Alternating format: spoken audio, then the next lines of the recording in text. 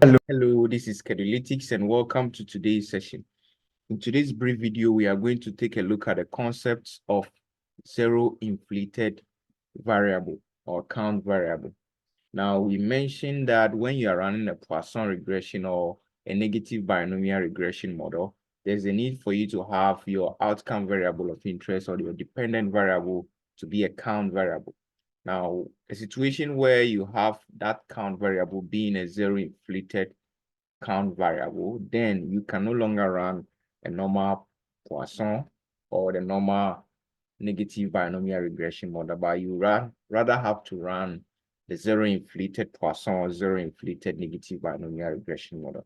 So in this video, we are going to see an example of a zero inflated count outcome or variable, so as to be able to help you to have an informed decision as to how you can be able to do that.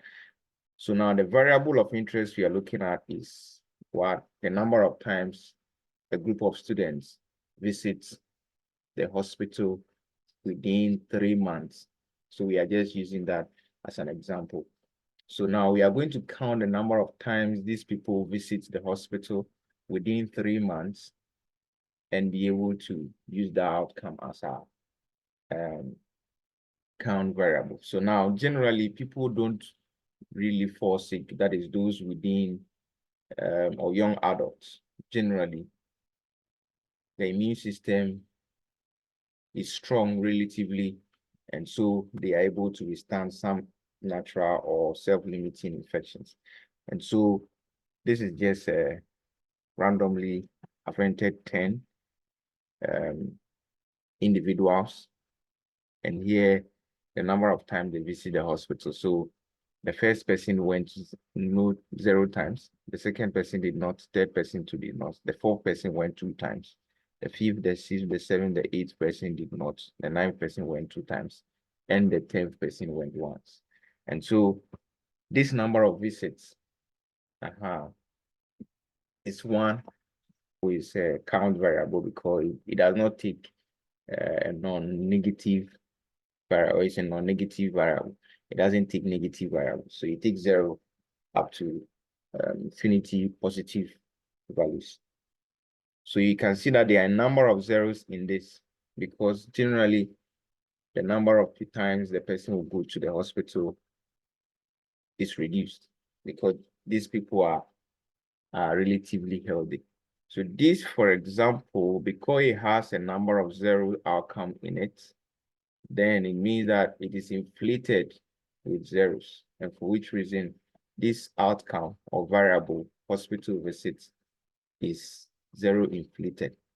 So generally, this is the concept of zero inflated count variables. The variables that we have zeros, a number of zeros in it. Another example is perhaps you visit a GHS or a junior high school, and you want to see how many of them are or develop hypertension over a period of 6 months. Generally, hypertension is a disease or a condition that affects generally the older adults. And so because these are young adults, the tendency of finding that hypertension among these young adults is going to be very low. And so you are going to have a lot of zeros outcomes in it. And that is also another example of a zero inflated outcome. Now, when you go to the financial sector, let me give you a financial sector example so as it doesn't seem like we are just using health examples. So perhaps you went to the primary school to find out the number of people that have 1,000 cedis in their savings account.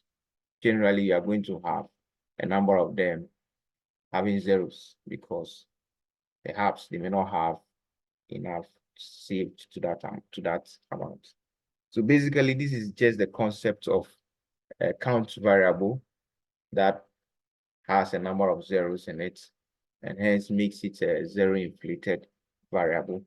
And for which reason, when we have such an outcome and we're trying to run a regression, you will have to run a zero inflated Poisson or zero inflated binomial, negative binomial regression model. If you find content such as this useful, I encourage you to subscribe to the channel, turn on the post notification bell so you're always notified whenever a new video is released. Until we meet again on our next one, this is Schedulytics, and it's a bye.